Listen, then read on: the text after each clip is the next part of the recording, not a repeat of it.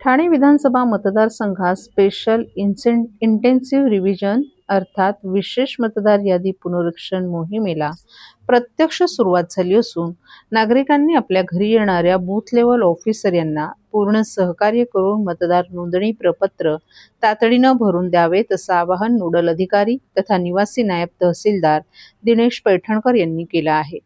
त्याबाबत त्यांनी नागरिकांना पाठवलेल्या संदेशात यापूर्वी या मोहिमेची माहिती देण्यात आली होती। आता BLO अधिकारी प्रत्येक मतदाराच्या घरी जाऊन मतदार प्रगणना फॉर्म देणार असून नागरिकांनी आवश्यक माहिती अचूक भरून ती वेळेत जमा करावी असं आवाहन केले। तसंच प्रपत्र कसं भरायचं यासाठी मार्गदर्शक व्हिडिओही नागरिकांना पाठवण्यात येत असून तो काळजीपूर्वक पाहून त्यानुसार फॉर्म भरावेत असंही त्यांनी नमूद केले। मतदार यादी अचूक आणि अद्ययावत ठेवण्यासाठी ही प्रक्रिया महत्त्वाची असल्यानं सर्व नागरिकांनी प्रशासनाला सहकार्य करण्याचं आवाहन करण्यात आलं आहे। दुसरा नमुना जो आहे त्याच्यामध्ये ज्या व्यक्तीचं नाव 2002च्या यादीमध्ये नाही, त्याच्या नातेवाईकाचं पण नाही, म्हणजे आईचं पण नाही, वडिलांचं पण नाही, पत्नीचं पण नाही, अशा व्यक्तीने तो नमुना कसा भरावा हा प्रश्न आहे, बरोबर आहे। तर मग मी तुम्हाला सांगतो की त्या व्यक्तीने असा तो नमुना भरायचा आहे, बरोबर आहे।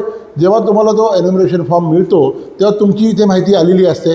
अशा व्यक्तीने काय करायचं, हे दोन्ही रकाने न भरता हा रकाना भरायचा आहे। या रकान्यामध्ये काय येतं, तुमची जन्मतारीख येते, इथे तुमचा मोबाईल नंबर येतो, तुमचा आधार कार्डचा नंबर येतो, तुमच्या आईवडिलांचं नातं विचारलं जातं, म्हणजे तुम्ही इथे वडिलांचं नाव लिहा।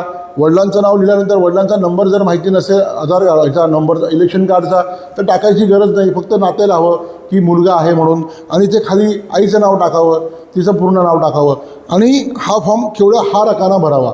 हा परत सांगतो, हा नमुना जो आहे, ज्या व्यक्तीचं 2002मध्ये यादीमध्ये नाव नाही, त्याच्या नातेवाईकांचं देखील नाव नाही, आईचं नाव नाही, वडिलांचं नाव नाही, पत्नीचं नाव नाही, अशा व्यक्तींनी हा नमुना अशा प्रकारे भरायचा आहे। लक्षात आलं आपल्याला? थँक्यू।